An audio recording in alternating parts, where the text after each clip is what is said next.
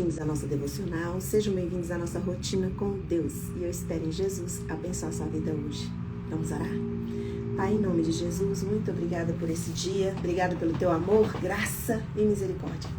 Santo é o teu nome, Senhor. Seja bem-vindo, Senhor, o teu ensino, a porção desse dia, nessa manhã.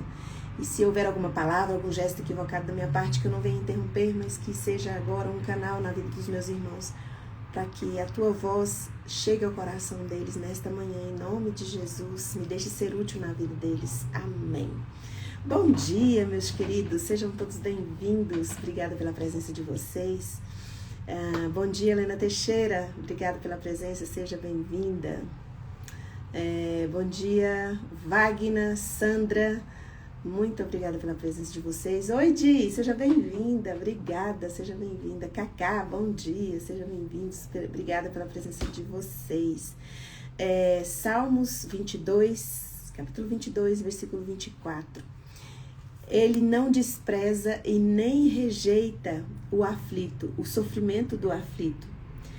Ele não esconde o seu rosto, mas ouve o seu grito de socorro.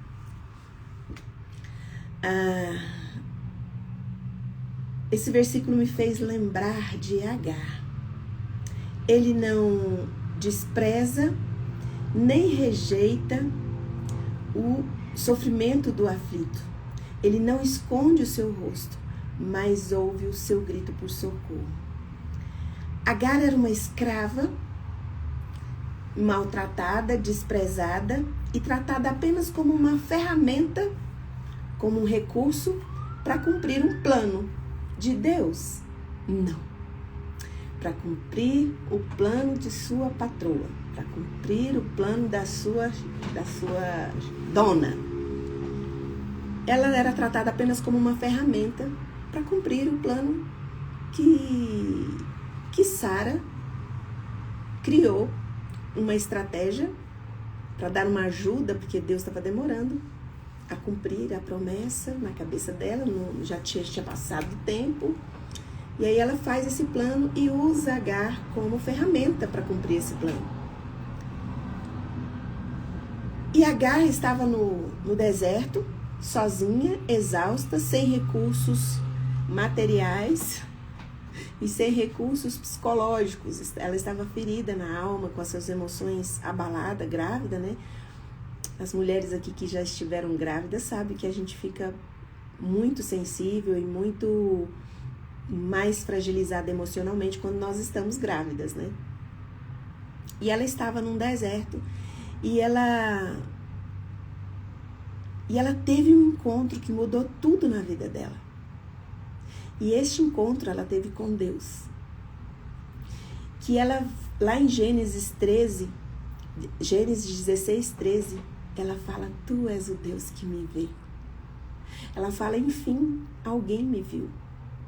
Ela já tinha ouvido falar de Deus muitas vezes, porque Abraão, Sara, né? Abraão teve tantos encontros, revelações de Deus, né? Uma vida ali conduzida, só que ela nunca tinha tido essa experiência. E é muito forte quando Agar fala assim, não é só, o Senhor é um Deus que me vê.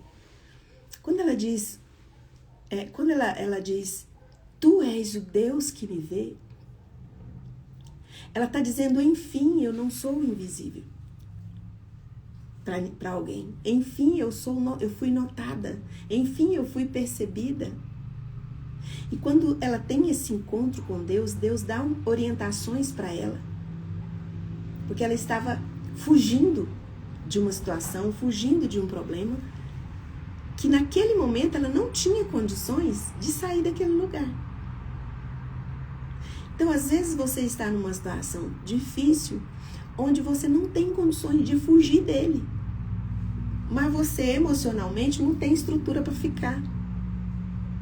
E aí ela foge. Nessa fuga, grávida, desesperada, agoniada, ela percebe que ela não é invisível para Deus. Ela pode ter sido invisível para os donos dela, para as pessoas que a viam trabalhar. Existem muitas pessoas que são invisíveis no nosso meio. Às vezes você pega ônibus todos os dias, mas você não olha nem para a cara do cobrador ou cobradora. Você nem vê a cara do motorista do ônibus. Você não vê a cara do motorista do motorista de aplicativo, você nem olha para a cara dele. Eu sou motorista de aplicativo. Tem muitas pessoas que entram e saem do meu carro, nem olham para minha cara.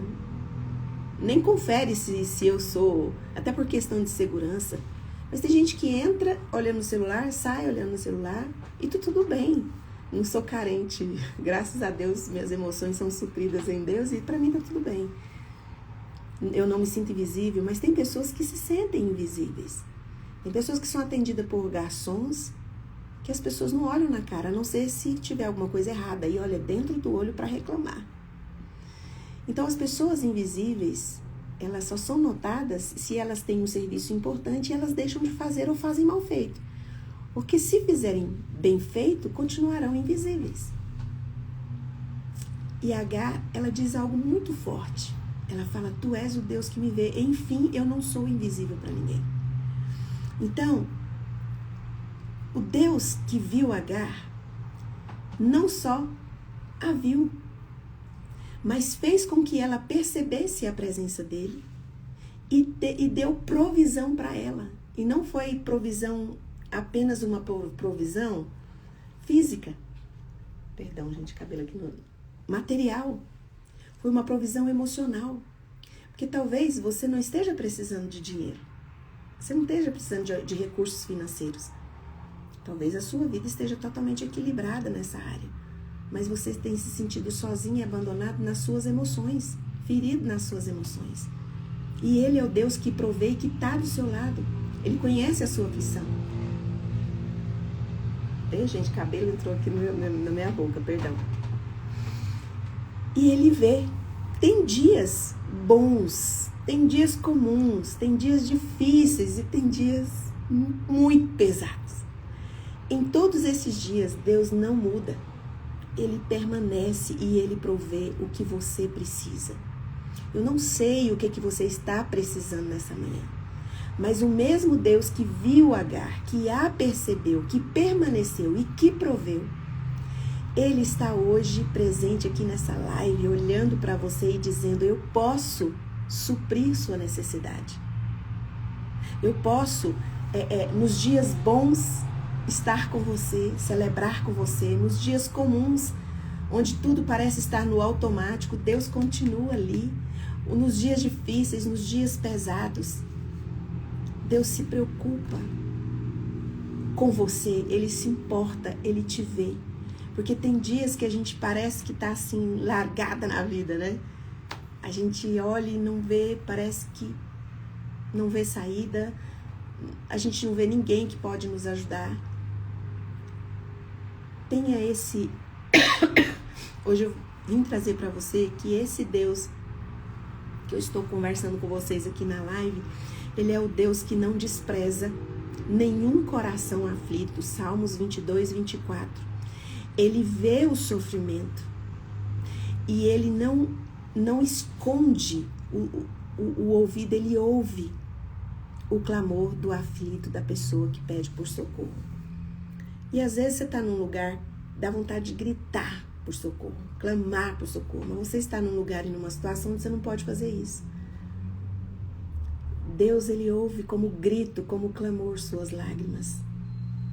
Seu suspiro de cansaço, de desistência, Ele ouve como clamor, Ele ouve como grito. Às vezes você não tem palavras, Ele ouve como oração. Quando você fecha os olhos, entra na presença dEle, porque nós temos acesso a essa presença.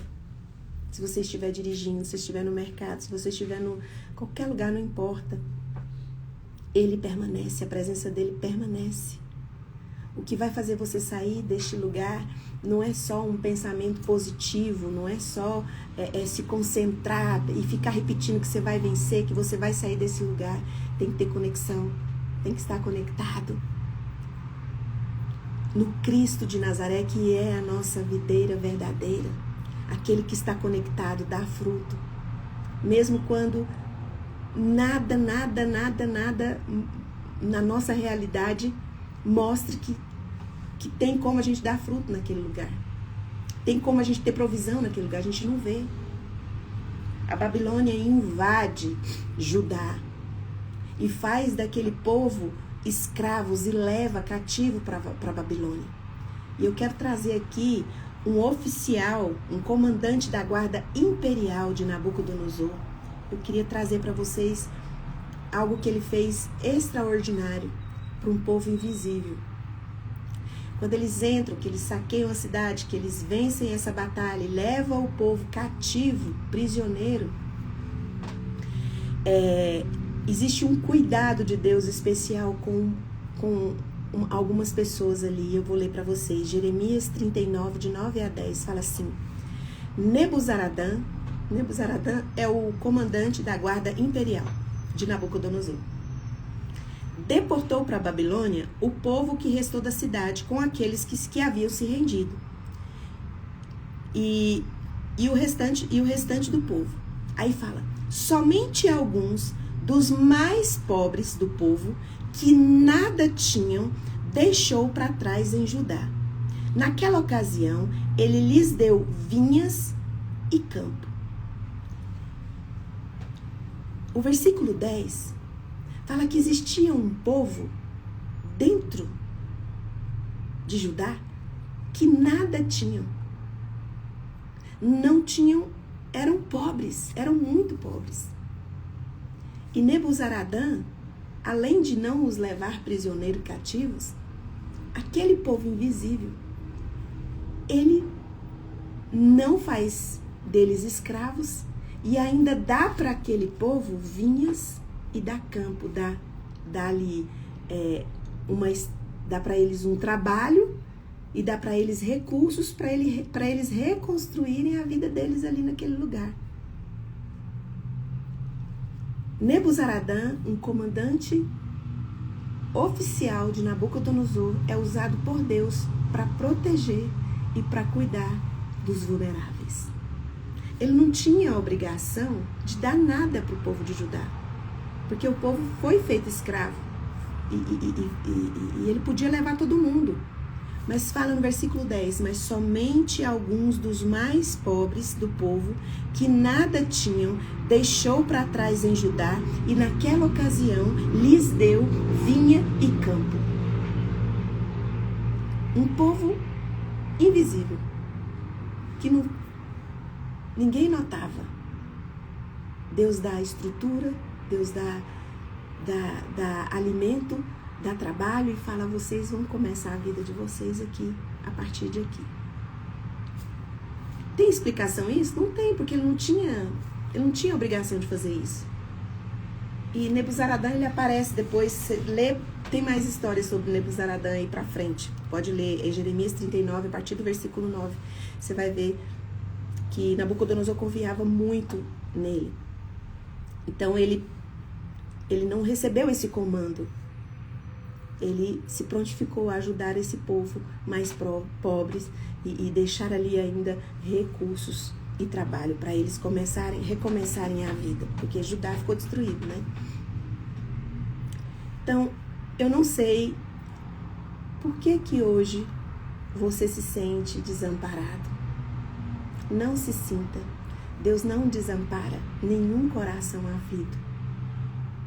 Ele é o Deus que te vê.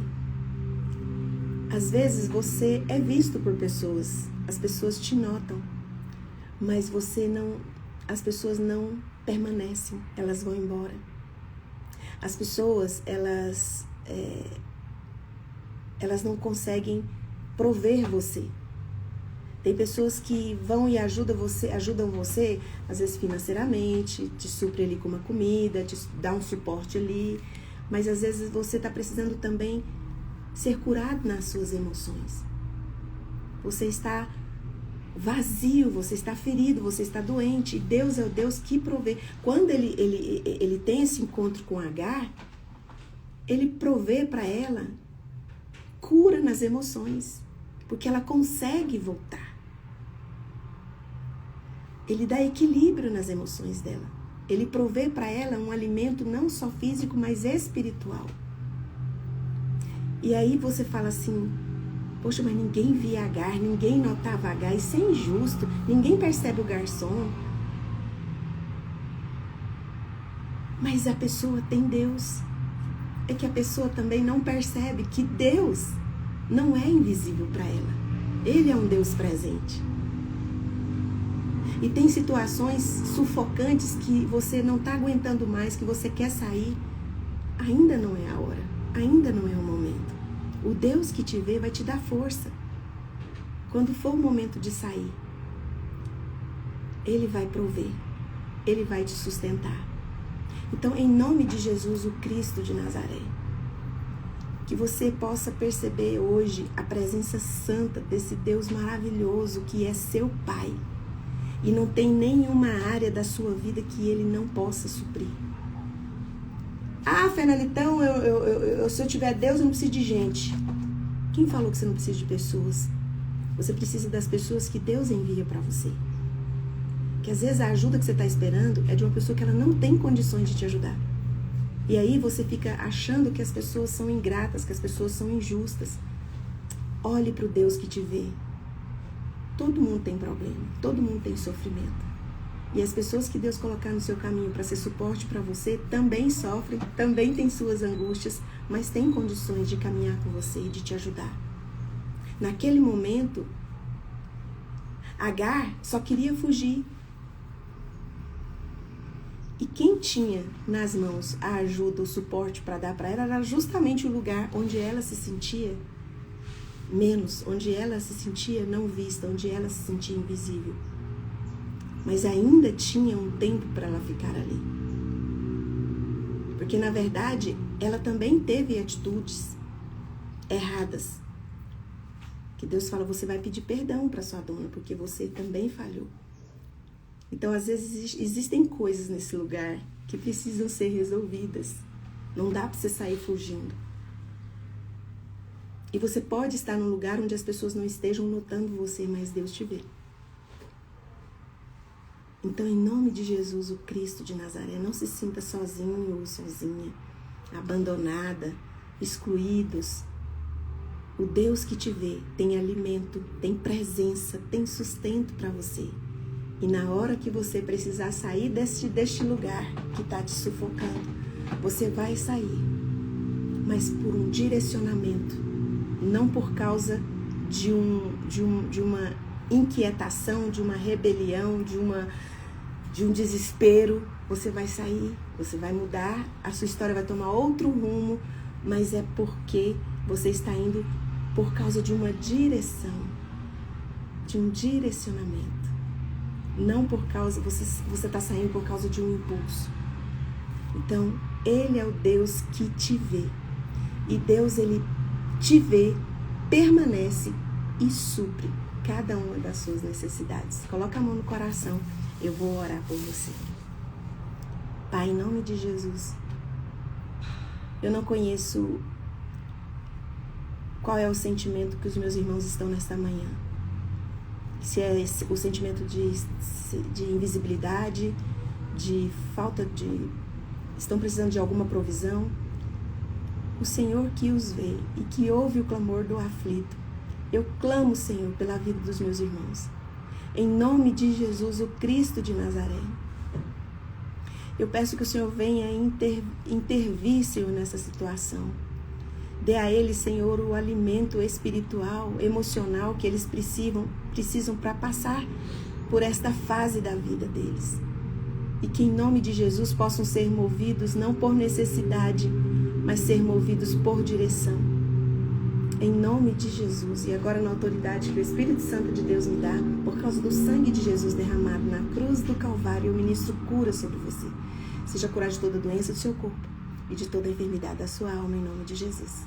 Amém. Um beijo e até amanhã, 6h30. Tchau, tchau.